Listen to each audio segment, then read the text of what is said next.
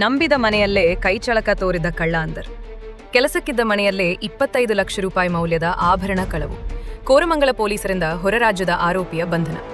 172 gram ಚಿನ್ನ, ವಜ್ರ ಹಾಗೂ ನಗದು ವಶ. ಬೆಂಗಳೂರಿನ ಕೋರಮಂಗಲದ ಜಕ್ಕಸಂದ್ರದಲ್ಲಿ ನಂಬಿಕಸ್ಥ ಕೆಲಸಗಾರನೊಬ್ಬನೇ ತನ್ನ ಯಜಮಾನರ ಮನೆಯಲ್ಲಿ ಕಳವು ಮಾಡಿ ಸಿಕ್ಕಿ ಬಿದ್ದಿರುವ ಘಟನೆ ನಡೆದಿದೆ.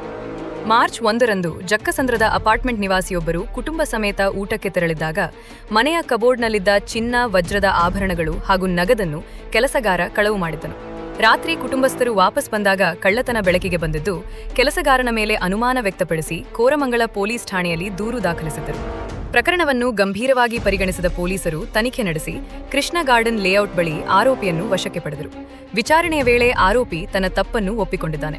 ಈತ ಕಳವು ಮಾಡಿದ್ದ ಮಾಲನ್ನು ಯಲಹಂಕದಲ್ಲಿರುವ ತನ್ನ ಸ್ನೇಹಿತನ ಮನೆಯಲ್ಲಿ ಬಚ್ಚಿಟ್ಟಿರುವುದಾಗಿ ಮಾಹಿತಿ ನೀಡಿದ್ದನು. ಪೊಲೀಸರು ಆರೋಪಿಯಿಂದ ಒಟ್ಟು 172 ಗ್ರಾಂ ತೂಕದ ಚಿನ್ನ ಮತ್ತು ವಜ್ರದ ಆಭರಣಗಳು ಹಾಗೂ 48,000 ರೂಪಾಯಿ ನಗದನ್ನು ವಶಪಡಿಸಿಕೊಂಡಿದ್ದಾರೆ. ಇವುಗಳ ಒಟ್ಟು ಮೌಲ್ಯ ಅಂದಾಜು 25 ಲಕ್ಷ ರೂಪಾಯಿ ಎಂದು ತಿಳಿದುಬಂದಿದೆ. ಆಗ್ನೇಯ ವಿಭಾಗದ ಡಿಸಿಪಿ ಮೊಹಮ್ಮದ್ ಸುಜೀತಾ ಅವರ ಮಾರ್ಗದರ್ಶನದಲ್ಲಿ ಎಸಿಪಿ ವಾಸುದೇವ್ ಹಾಗೂ ಕೋರಮಂಗಲ ಇನ್ಸ್ಪೆಕ್ಟರ್ SLR ರೆಡ್ಡಿ ಅವರ ನೇತೃತ್ವದ ತಂಡ ಈ ಕಾರ್ಯಾಚರಣೆಯನ್ನು ಯಶಸ್ವಿಯಾಗಿ ನಡೆಸಿದೆ. ಸದ್ಯ ಆರೋಪಿಯನ್ನು ನ್ಯಾಯಾಂಗ ಬಂಧನಕ್ಕೆ ಒಪ್ಪಿಸಲಾಗಿದೆ.